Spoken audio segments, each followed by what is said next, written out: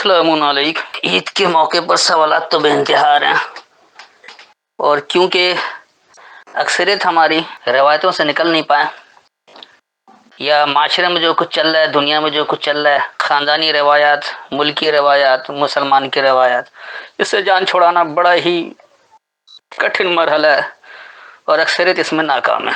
جبکہ میں خالصتاً اللہ کو ماننے کا دعوے دار ہوں اور اللہ ہی کی پابندی اختیار کرنے کا پابند ہوں، تو میں ان خرافات سے دور ہوں اور اللہ کی ہدایت کے مطابق اپنی زندگی گزار رہا ہوں۔ گو کہ اس میں مشکلات ہیں، بہت کچھ سننا بھی پڑتا ہے، فتوے بھی لگتے ہیں، لیکن اسی کا نام زندگی ہے کہ آپ اس میں رہتے ہوئے اپنے آپ کو اللہ کا پابند کر لیں۔ ایک سوال بڑا دلچسپ آیا ہے کہ کیا اللہ کی یاد دہانی کو بھلا کر خوشیاں منانا قرآن میں اس کے بارے میں کوئی ہدایت ہے؟ تو آئیے آج اسی حوالے سے بات کرتے ہیں۔ اس وقت میرے پاس حافظ نذر احمد والا ترجمہ ہے، پہلے میں ان کا ترجمہ بتا دوں گا اور پھر اس کی حقیقی فہم کو سمجھیں گے اور اسی میں وضاحت کر دی جائے گی۔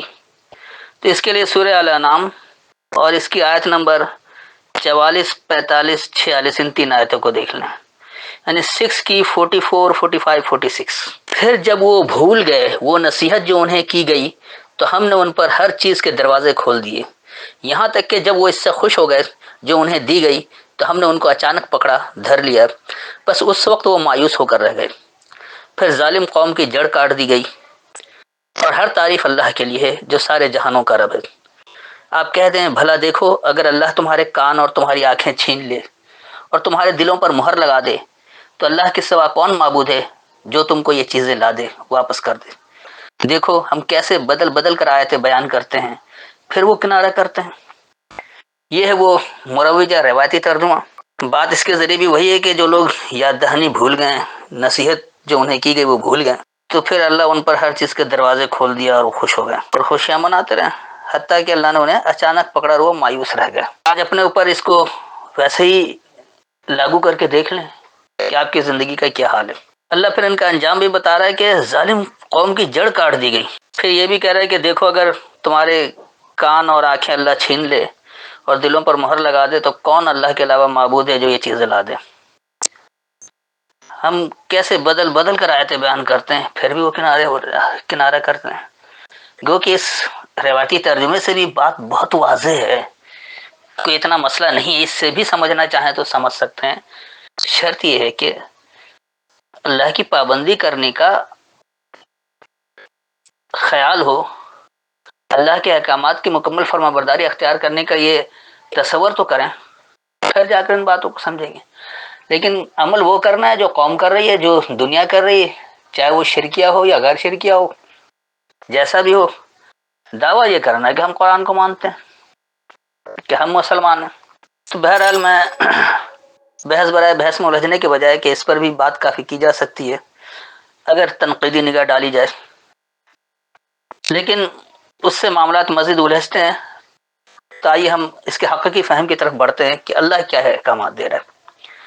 فلما نسو، پس جب انہوں نے بھلا دیا، ما ذکروا بہ، جو یاد دہانی دی گئی اس کتاب کے ذریعے، فتحنا، ہم نے کھول دیا، علیہم، ان پر، ابواب کل شیء، عنوانات ہر ایک شے، حتی، یہاں تک کہ اذا فرحوا، جب وہ خوش ہو گئے، بما اوتو، اس کا جو انہیں دیا گیا، جو انہیں دیا گیا اس کا وہ خوش ہو گئے، اخذناہم بغتۃ، ہم نے پکڑا انہیں اچانک، فاذا هم مبلسون، پس جب وہ مایوس رہ گئے، فقطع، پس قطع کر دیا، کاٹ دیا، الگ کر دیا، دابر القوم الذین ظلموا، پیٹھ قوم کے ظلم کرنے والے لوگوں کی۔ والحمد للہ رب العالمین، ہر ایک تعارف اللہ کے لیے، ہر ایک پہچان اللہ کے لیے، ہر علم کی ربوبیت کرنے والا۔ پھر کہہ رہے قل ارائیتم، کہو کیا تم دیکھتے ہو، ان اخذ اللہ، اگر اللہ پکڑ لے، سمعکم و ابصارکم، تمہارے سننے کو، تمہاری بصیرتوں کو، وختم علی قلوبکم، اور مہر کر دے تمہارے پلٹنے پر، من الہ، کون حاکم ہے، غیر اللہ، اللہ کے علاوہ، یاتیکم بھی، وہ دے تمہیں اس کتاب کے ذریعے، انظر کیفا، دیکھو کیسے، نصرف الآیات، ہم پھر پھر کر دیتے آیتیں، ثم ہم یصدفون، پھر وہ اس سے کنارہ کشی کرتے ہیں، پھر وہ اس سے کنی کتراتے ہیں، ایک طرف ہو جاتے ہیں۔ اب یہاں آپ ہدایت سمجھیے کہ دیکھیے اللہ کیا ہدایت دے رہا ہے. سب سے پہلے تو اللہ یہ کہہ رہا ہے کہ جو اللہ نے یاد دہانی دی ہے آپ کو اسے بھولنا نہیں چاہیے. اگر آپ نے اس یاد دہانی کو بھلا دیا جو اس کتاب کے ذریعے آپ کو دی گئی ہے، اللہ کی یاد دہانی، اللہ کی ہدایت اللہ کی کتاب کے ذریعے ہی ہے، تو اس کتاب میں جو یاد دہانی دی گئی ہے اگر اسے ہی بھلا دیتے ہو تو ہوتا کیا ہے کہ اللہ تو ان پر ہر شے کے عنوانات کھول دیتا ہے، کچھ اللہ بند نہیں کرتا ہے، سامان نشو و نما میں کچھ روک نہیں لیتا ہے، نہ آپ کے مال و دولت کو روکتا ہے، نہ آپ کی صحت کو روکتا ہے، کچھ نہیں کرتا ہے، کھول دیتا ہے ہر ایک عنوانات. آپ جس طرح سے چاہے ویسے حاصل کریں، ویسا معاشرہ بنائیں، آپ کو مکمل اختیار کے ساتھ اللہ نے دیا ہوا. لیکن ہوتا یہ ہے کہ جب آپ جو آپ کو دیا گیا اس پر خوب خوش ہو جاتے ہیں، خوشیاں منا لیتے ہیں، تو اللہ انہیں اچانک پکڑتا ہے، چھوڑتا نہیں ہے. کہ آپ حد سے زیادہ نافرمانی کرتے رہے تو کیا آپ کی پکڑ نہیں ہوگی؟ اچانک پکڑتا ہے. اور جب وہ مایوس ہوتے ہیں کہ کاش میں نے یہ کر لیا ہوتا، کاش میں نے یہ کر لیا ہوتا. آپ دیکھ لیں ہمارے یہاں بڑے بڑے جو لیڈر گزرے ہیں، چاہے انہوں نے امت مسلمہ کا نام لے کر یا بغیر نام لیے حکمرانی کی ہے، لوگوں کے زندگی کے معیار کو بدل سکتے تھے، نہیں بدلا. لوگوں کو اللہ کا فرما بردار بنانے کی صلاحیت رکھتے تھے لیکن نافرمان بنا دیا، اپنی خواہشات کے پیچھے چلا لیا. ان کا انجام کیا ہوا؟ چاہے آپ شاہ فیصل کو لے لیں، آپ عراق کے شاہ فیصل کو لے لیں، عراق کے صدام حسین کو لے لیں، آپ پاکستانی حکمرانوں میں دیکھ لیں، چاہے بھٹو ہو یا ضیاء الحق ہو یا اس سے پہلے کی کوئی بھی حکمراں، کیا ان ساروں کی اچانک پکڑ نہیں ہوئی؟ اور پھر ان کی خواہشات کیا تھی؟ کیا وہ مایوس نہیں رہے؟ تو آج بھی جو لوگ اللہ کی یاد دہانی کو جو اس کی کتاب میں موجود ہے اس کو بھول جاتے ہیں، تو اللہ ان پر کسی بھی عنوان سے کوئی رکاوٹ نہیں ڈالتا ہے، انہیں ہر چیز کھول دیتا ہے ان کے لیے. اور جب وہ اس پر خوب خوش ہو جاتے ہیں جو کچھ انہیں دیا گیا ہے، تو پھر اللہ انہیں اچانک پکڑتا ہے اور جب وہ مایوسی کا اظہار کرتے ہیں، نتیجہ کیا ہوتا ہے کہ فَقُطِعَ دَابِرُ الْقَوْمِ الَّذِينَ ظَلَمُوا، وہ لوگ جنہوں نے ظلم کیا قوم میں سے ان کی کمر توڑ دیتا ہے. قطع دابر کا مطلب ہی کمر توڑ دینا. دبر ویسے پیٹھ کو کہتے ہیں، پیچھے کو، قطع کاٹ دینا، الگ کرنا. تو یہ جب قوم کے ظلم کرنے والے لوگوں کو پیٹھ کو نہیں ہٹایا جا رہا، کاٹا جا رہا، اس کو کہتے ہیں کمر توڑ دینا اردو میں. تو بس کمر توڑ دیا قوم کے ظلم کرنے والے لوگوں کی، جو ظالم لوگ ہیں ان کی کمر توڑ دی. اور ایسا کون کر رہا ہے؟ وہ جو ہر علم کے ربوبیت کرنے والے اللہ کے لیے ہر ایک تعارف، ہر ایک پہچان جو ہے وہ ہے ہر علم کے ربوبیت کرنے والے اللہ کے لیے، اس کی پہچان کے مطابق نتیجہ نکلتا ہے، ہمارے آپ کے دی گئی تعریف سے نہیں. لوگوں نے، بااختیار لوگوں نے، حکمراں طبقہ نے، مذہبی طبقہ نے، کسی نے بھی اپنے طور پر کوئی معیار، کوئی پہچان بنا لیا تو ہرگز اس نتیجہ اس کے مطابق نہیں ہوگا. نتیجہ جو ہے وہ ہر علم کے ربوبیت کرنے والے اللہ کی پہچان کے مطابق ہے. اس لیے آگے اللہ تنبیہ کر رہا ہے کہ دیکھو اگر تمہارے سننے اور تمہاری بصیرتوں کو اللہ پکڑ لے، تم سن کیا رہے ہو، تم کیا اس سے بصیرت حاصل کرو، کیا سوچ سمجھ رہے ہو، کس طرح زندگی گزار رہے ہو. کیونکہ کوئی آدمی اپنی خیالات کے مطابق، اپنے نفس کے مطابق، اپنی سوچ کے مطابق کام کر رہا ہوتا ہے، اور کچھ لوگ ہوتے ہیں جو سنتے ہیں پھر کوئی فیصلہ کرتے. تو سن کر آپ نے کیا بصیرت حاصل کی؟ اجتماعی طور پر جو حکم ہے وہ یہی ہے، سمعنا وأطعنا، یعنی سننا ہے اور پھر اطاعت کرنا ہے. تو اس سننے کو اور سن کر جو آپ بصیرت حاصل کر رہے ہیں تاکہ اطاعت کی جائے، اس سننے اور بصیرت کو اگر اللہ پکڑ لے اور تمہارے پلٹنے پر مہر لگ جائے، تم پلٹ ہی نہیں رہو کہ اللہ کیا حکم دے رہا ہے. اللہ کہہ رہا ہے اقیم الصلاۃ، تم اقرأ الصلاۃ میں لگے ہو. اس پلٹنے پر تم نے مہر لگا رکھی ہے. تو اللہ کہہ رہا ہے کوئی حاکم ہے اللہ کے علاوہ، وہ تمہیں دے اس کتاب کے ذریعے ہدایت. اس کتاب کے ذریعے تو اللہ نے ہدایت دی ہے.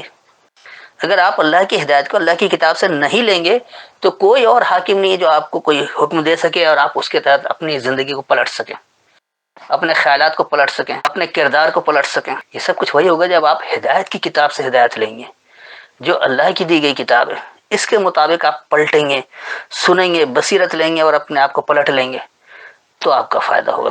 پھر آگے اللہ تنبیہ کر رہا ہے کہ دیکھو کیسے ہم پھیر پھیر کر آیتیں دیتے ہیں۔ اللہ ایک بات کو مختلف انداز میں سمجھاتا ہے، کئی طرح سے بتاتا ہے تاکہ آپ سدھر جائیں، اللہ کے احکامات کی پابندی اختیار کریں، اللہ کے فرما بردار بن جائیں، اللہ کے نافرمان نہ بنیں۔ قیامت کے دن نتیجہ اللہ نے دینا ہے، کسی حکمران نے نہیں، کسی معاشرے نے نہیں، کسی قوم نے نہیں، جس سے آج آپ ڈر رہے ہیں۔ قیامت میں یہ لوگ کام نہیں آئیں گے، یہ تو خود اپنی اعمال کے نتائج بھگتنے کے لیے نفسا نفسی کا شکار ہوں گے۔ تو اس اللہ کو دیکھیں، اس نے کس طرح پھیر پھیر کر آپ کو آیتیں دی ہیں، بتائیے تاکہ کھولیں، اسے سنیں، اسے سمجھیں، اس سے بصیرت حاصل کریں اور پھر اپنی زندگی کو پلٹ جائیں اللہ کی فرما برداری کی طرف۔ اگر ایسا نہیں کرتے ہیں تو نتیجہ پھر یقینی سی بات ہے قیامت میں جہنم کا ہی ہوگا۔ اس لیے اللہ کہہ رہا ہے کہ ثم ہم یصطفون، پھر وہ کنارے ہو رہے ہیں، پھر وہ کنی کترا رہے ہیں، پھر وہ ایک طرف نکل جا رہے ہیں۔ کیا اللہ کی آیتیں ان پر کھل کر سامنے نہیں آ رہی؟ اللہ کے احکامات سن کر سمجھ کر آپ اس پر عمل نہیں کر رہے ہیں، اس کا نتیجہ کیا نکلے گا؟ یقینی سی بات ہے کہ ہلاکت کی ہی طرف جائیں گے۔ تو کوئی بھی خوشیاں منانا، سال میں کسی ایک دن دو دن کو خوشی کے لیے مخصوص کر دینا، یہ تقریباً دنیا کی ہر قوموں کا شیوا ہے، لیکن اللہ کسی دن کو مخصوص نہیں کرتا کہ اس دن خوشیاں منائی جائیں۔ اللہ کے نزدیک آپ کا ہر وہ دن خوشی والا ہے جس میں آپ اللہ کے زیادہ سے زیادہ فرما بردار ہیں، اور ہر وہ دن برا ہے جس میں آپ اللہ کی نافرمانی میں زیادہ سے زیادہ موجود ہیں۔ تو خوشی جب منائیں جب آپ اللہ کی دی گئی ہدایت کو قبول کریں، اس کی یاد دہانی سے اپنی زندگی کو سنواریں، اللہ نے جو اپنی آیتوں میں بتایا، پھیر پھیر کر باتوں کو بتایا، اس کو سنیں، اس سے بصیرت حاصل کریں اور اپنی زندگی کو پلٹ لیں اس کے مطابق۔ اگر یہ کام نہیں کرتے ہیں تو یاد رکھیے اس سے کنی کترا کر، اس سے علیحدہ ہو کر، اس سے الگ رہ کر آپ مایوسی کا شکار تو ہو سکتے ہیں۔ اللہ آپ کی اچانک پکڑ کرے گا، اور جو ظلم کرنے والے لوگ ہیں قوم کے، ان کی کمر توڑ دی جائے گی۔ تو امید ہے یہ وضاحت ہو گئی ہوگی کہ ہم اس مروجہ عید کی خوشیاں منانے میں لگے رہیں اور اللہ کے نافرمان بنتے رہیں۔ آپ اپنے دن بھر کے اعمال کا جائزہ لیں کہ اس خوشی میں آپ کیا کچھ نافرمانی کر رہے ہیں۔ جو پیسے آپ فضولیات میں خرچ کر رہے ہیں، کیا اس سے آپ کسی مسکین یتیم کے ضروریات زندگی پوری نہیں کر سکتے؟ جو آپ تفریح میں خرچ کر رہے ہیں، کھانے پینے میں اڑا رہے ہیں، کیا اس سے آپ کسی بھوکے کا پیٹ نہیں بھر سکتے؟ کسی بھوکے کا پیٹ بھر دیں، کسی کو ضروریات زندگی مہیا کر دیں، اس کو اپنے پیر پر کھڑا کر دیں، یہ زیادہ بہترین کام ہے بنسبت اس کے کہ آپ خوشیاں منا کر اسراف کر رہے ہیں، دولت کا بھی، وقت کا بھی، اپنی نفسیات کا بھی، سب کا ضیاع ہے۔ اپنی زندگی کے قیمتی وقت کو بچائیں، اس کو اچھے کاموں میں صرف کریں، اللہ کی فرما برداری اختیار کریں، اللہ کی نافرمانی سے بچنے والے بنیں، فضول خرچی سے پرہیز کریں، خرچ وہاں کریں جہاں کہیں کوئی کسی کے کام آ جائے، جہاں انسانیت کی فلاح ہو، جہاں انسانیت کی بھلائی ہو، کیونکہ اللہ کا ہر حکم آپ کے اپنے مفاد کے لیے ہے۔ یاد رکھیں اللہ بے پرواہ ہے، اللہ غنی ہے، بے پرواہ، اسے کچھ نہیں چاہیے۔ اللہ نے جتنے احکامات دیے وہ انسانوں کے اپنے فائدے کے لیے، اللہ کو کوئی غرض نہیں ہے، کچھ نہیں چاہیے۔ آپ مانیں نہ مانیں اللہ پر کوئی فرق نہیں پڑتا۔ آپ اللہ کو مانیں گے تو بھی اللہ اللہ ہی رہے گا، آپ نہیں مانیں گے جب بھی اللہ رہے گا، اللہ کو کچھ نہیں بگڑتا۔ آپ مان کر اس کے مطابق عمل کریں گے، آپ کی زندگی پرامن ہوگی، آپ خوش رہیں گے، اور قیامت میں اس کا نتیجہ بھی اچھا رہے گا، ابدی زندگی آپ کی بہتر ہو جائے گی۔ آپ اللہ کے احکامات کی نافرمانی کریں گے تو خود بدامنی کے معاشرے میں رہیں گے، معاشرتی آگ میں جلتے رہیں گے، دنیا کو نہ اچھا نظام دے سکیں گے، ایک ظالم قوم میں شمار ہوں گے، اور آخرت میں نتیجہ بھی آپ کا بدحالی جہنم والا ہوگا۔ تو امید ہے کہ تمام باتیں واضح ہو گئی ہوں گی۔ پھر بھی ان آیتوں کے تحت اگر کوئی تشنگی ہو تو بعد میں سوال کر سکتے ہیں۔ السلام علیکم۔